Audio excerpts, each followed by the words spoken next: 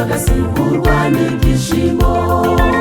Mbega ukuntu byanezeza Imana natwe tugize kwizera.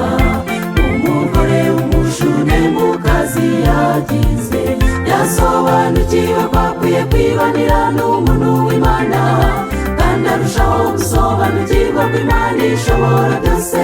Nawe wizeye uyu munsi ibyo byakugirirwaho, agahinda kagasimburwa n'ibyishimo.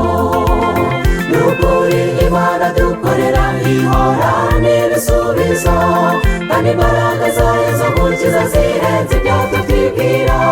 Twizere dukore cyane kandi tube hafi yayo, kuko tuzi neza ko izabana natwe n'impamvu. N'ukuri Imana dukorera ihora n'ibisubizo, kandi imbaraga zayo zo gukiza zirenze ibyo tutibwira. Twizere dukore cyane kandi tube hafi yayo, kuko tuzi neza ko izabana natwe n'impamvu. N'ukuri Imana dukorera ihora n'ibisubizo, kandi imbaraga zayo